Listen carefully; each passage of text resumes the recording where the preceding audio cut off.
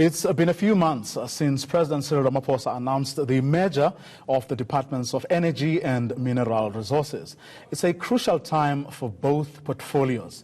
There's a growing need to reduce the country's reliance on carbon-intensive coal-fired electricity, while the mining sector is faced with growing job losses. So how will the new department navigate these challenges? Let's find out from the Mineral Resources and Energy Minister, Gwede Mandase. Good evening, Minister. Thank you very much for your time. Let's start where I left off with my previous two guests, Neil Coleman and Mwele Tsimbeki. You've had people over the past couple of days commenting on the economic strategy document that Treasury has put out there. Just your thoughts on both the way it made it into the public domain, but also what you believe is actually the intention.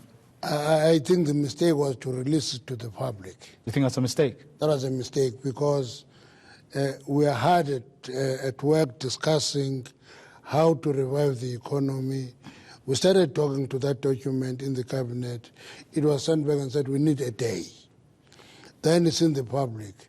I think that is the mistake. I think it has not put the cat among pigeons. It has put a pigeon among cats. That's what it has done. But it is work in progress. I don't think we should disengage. We must get in and engage because we need to change the crisis situation. Now, the document makes bold predictions about what can be achieved, given, of course, all manner of conditions and things that must be put in place. But among those things, it says 1 million jobs. It talks also about a 2-3% economic growth, none of which everyone says will happen without sufficient, affordable energy. Mr. Energy Minister. Now, you see, many people criticize GIE. I was one of the very aggressive critics of them. But in discussing the economy now, I say we're in a low growth trajectory. Only under GIE did we touch 5% growth.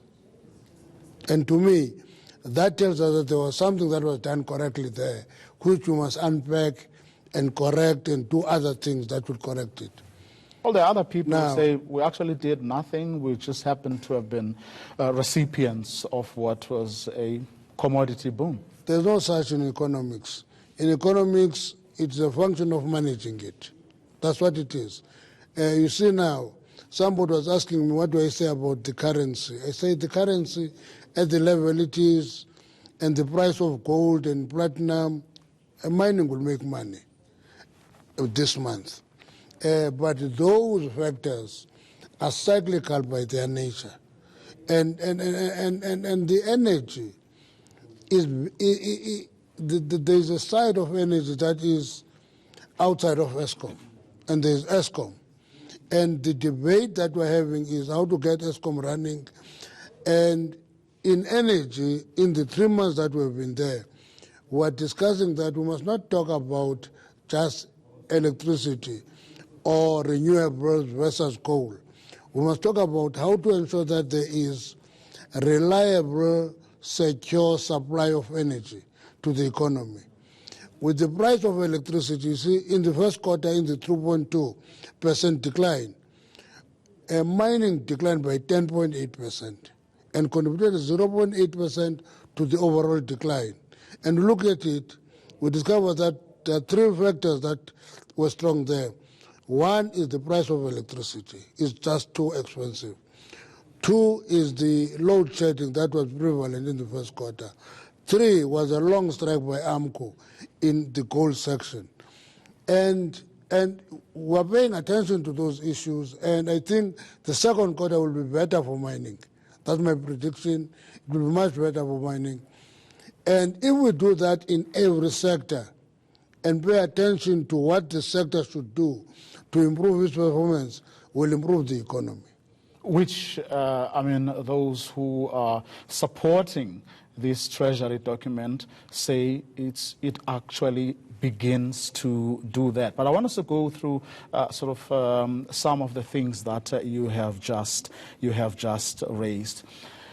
Eskom, when they announced their results recently, also revealed that they were taking NERSA to court because they believe that we are, whether as business entities or as citizens, we're paying very little for electricity. Now, how do you balance that against the need for affordable electricity? The problem is that Eskom has been taken out of energy. It's a public entity. To me, Eskom will have a more coherent debate if it is located in energy. And then when we put Eskom here and put NERSA here, we say to them, what do you look at? Eskom is a strange entity in the sense that it encourages intensive users not to use electricity intensively. It's a strange phenomenon. And as a result of that, demand is not growing, even if the economy is growing. And that's why there is a drive for people to have self-generation of electricity. That debate is necessary if the economy is going to be revived. But does it have to take place within the energy department? It will have to, in the sense that if you are fragmented in your discussion, the results are going to be fragmented. But don't these issues get discussed at cabinet, for example? No. Policies must be engaged at departmental level, taken to cabinet, and be integrated there. Because if you take, for example, NERSA regulates prices. We had a meeting with them in the department, and I said to them, what do you consider? Because if I go to Kala, every hut is connected, but every hut has wood, it has paraffin, it has gas. Because electricity is too expensive, we use it just for lighting. Therefore, it is not a full benefit. That debate will have to be tabled to NERSA in the presence of Eskom. And Eskom must appreciate the fact that if we are funding capital projects through tariffs, you are using a formula that will kill the economy. Because every time you have a problem with Mitubi and Kusile, you will increase the tariff. And you want to take NERSA to court, but you're committing a mistake in the formula you are using in running an energy entity. But then did you not have a say? Did the president not consult when there was thinking, when he was thinking of reorganizing departments? Because there was an opportunity, and I'm assuming here that what you have just raised about where Eskom and NERSA should belong is something that not only you share. You know, that perhaps it's something that is shared by a lot of people, that it doesn't belong at public enterprises. The issue is, public enterprise, to me, is an intervention department that is dealing with public entities that are all in trouble. And I think that's why we are very tolerant of it, that continue with it, but let's integrate the discussion. And that is beginning to happen. But ultimately, energy should be in one source, in one place, and it must be managed from one place, so that when the energy problem, an energy minister must take full responsibility and not be able to say, I'm blaming my counterpart in public enterprise, because that leaves society in a situation where they don't know where to go when there are problems. Is that how you feel currently? No, that's what I think is shown by this. For example, let me take Eskom. You see, Eskom, one of the issues is the price of primary energy, which is coal. If you can bring Eskom and coal producers and say, let's reduce this price for you to generate at a lower cost, it can be done.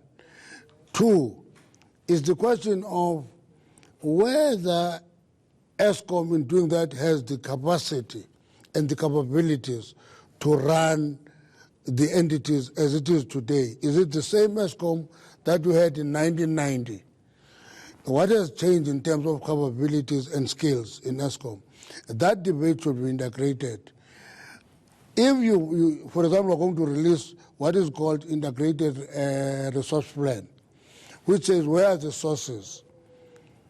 If Quebec, for example, is the most reliable, low-cost, efficient power station in South Africa today, why the reluctance in increasing the capacity of nuclear, for example?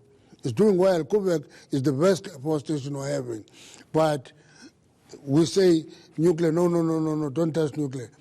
I don't talk of take a big bulk of 9,600, this was a debate, build nuclear capacity systematically at a pace and rate that the country can afford. So I'm going to get into that because the document does touch on it and does make an argument, in fact, against nuclear towards the other sources. But I want to just ask you something around ESCOM. The strategy document proposes a sell-off of some of ESCOM's coal-fired power stations to raise the 450 billion that is needed. Do you support that? It's fashionable to attack coal. It has become fashionable, even if you have no alternative, because you can close all those power stations, sell them, close them, sit in darkness, because other sources of energy do not produce more than 30% of our energy together. Well, they argue that it's because they are being restricted. Otherwise, they do have the ability and the capacity to produce more. There is no restriction. Well, from a particular period where coal was generating about 90% of electricity, it is at about 75 now. And that is, to me, what is meant by a just transition. That you don't go and close power station with the hope that you'll have something new. You systematically reduce coal generation, and coal producers invest on clean coal technologies so that the resource that we're having is not thrown in the sea. We use it profitably. Well, I mean, your stance on the future use of coal is not bought by critics who say, actually, if you start aggressively promoting the alternative sources, then you're going to almost automatically address your concerns. So where you say, destroy coal, don't touch nuclear, and then what is left? No, that's not the argument. The argument is not a destruction. The argument is that there is not enough attention being put on ensuring that these alternative sources of energy are aggressively supported and promoted. The document, for example, says... My predecessor, in one day, signed contracts with 27 renewable companies. Okay, in one day. So that is not good enough. But you also know how long it took to do that and the problems that they encounter. And that is where South Africans run into problems. South Africans refuse to quantify progress they are making. They want instant solutions. And the economy will not give you instant solutions, you will not get them. Be systematic, reduce coal systematically over a period. If there are new technologies that clean coal, look at them. As you allow other technologies to grow. Renewables are a technology that has entered the market. It must compete, it must be allowed to grow, it must be given space to grow. But it must not be located in a polemical debate that it is seen as the enemy of other technologies. It is not. It is a technology that is talking to climate change. It must be given space to grow, be supported, but as you do that, you reduce carbon emissions systematically as we committed in international conventions. Well, on the on nuclear, the document talks about how financially it's a problem because you need a lot of money. But there's also an issue of skills because it requires highly skilled experts and technicians, whereas renewable technologies require more low and semi-skilled workers? That is where the problem is, this counterposing of technologies. Koeberg today is the most reliable power station in South Africa, lowest cost and the most efficient, okay? Because nuclear station is expensive at commissioning and at decommissioning.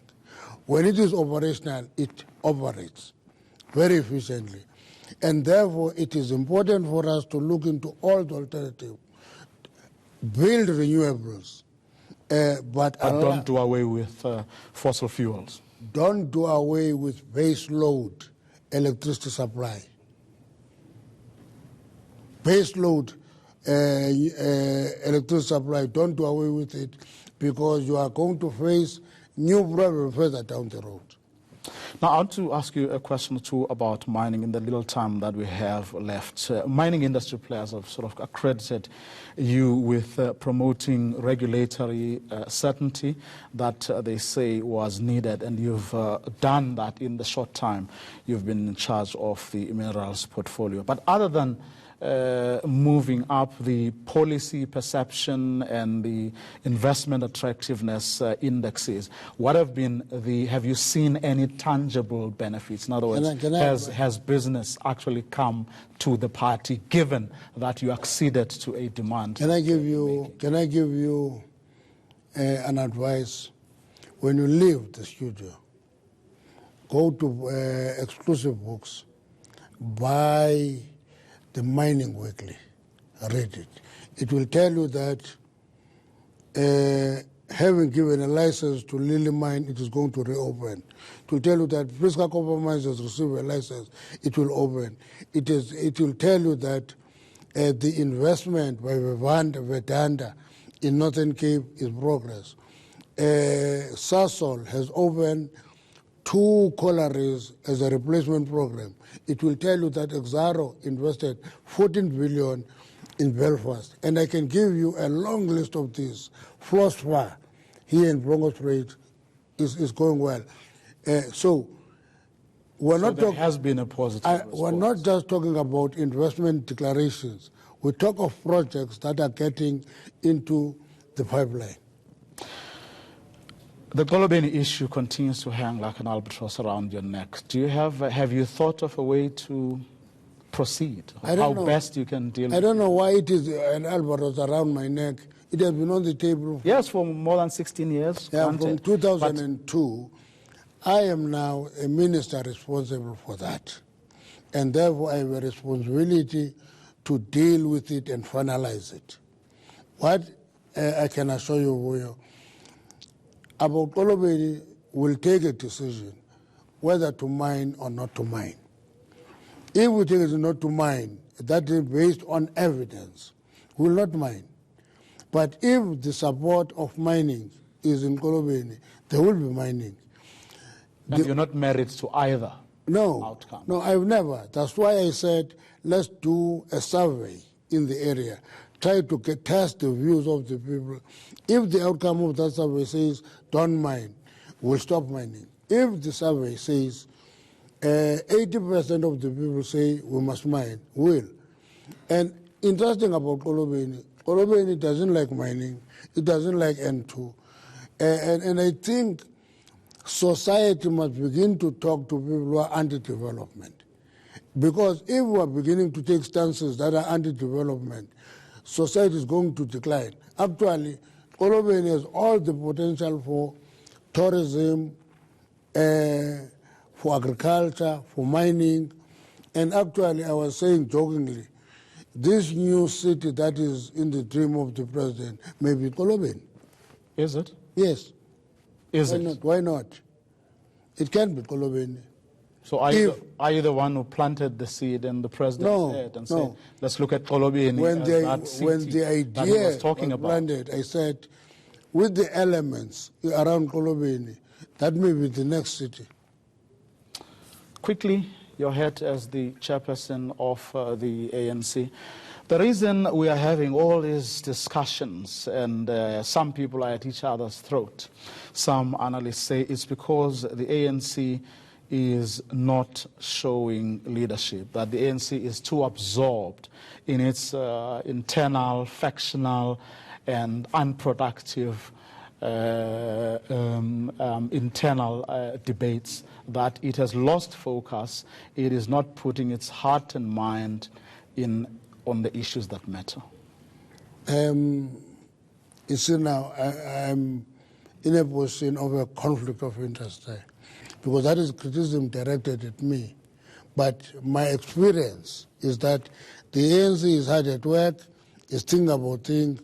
When we get 3.2% decline, we don't sleep. That's why I'm very interested next week when the result for the second quarter come, where there will not be registering a growth. And if we have, we'll have to analyze where does that growth come from and invest in the areas that generate growth. So you're not spending your time worrying about whether or not Advocate Busisiwe Mkhwebane should investigate where the 500,000 rands went to? You know, in the last debate, the President gave an appropriate answer. I said, if Parliament want to have rules that regulate internal party contestations, they must put the rules. But once the rules are in place, they will be applicable to everybody. The candidates in the party and the very other parties. So there will be no rules of internal party contestation that are meant for Mkhwebane and Ramaphosa. It must investigate everybody, and the Parliament must have rules to regulate internal party contestation. So, Mandashe, thanks very much for your time. Of course. Mandashe, the Mineral Resources and Energy Minister, but of course also the National Chairperson of the ANC. Still to come.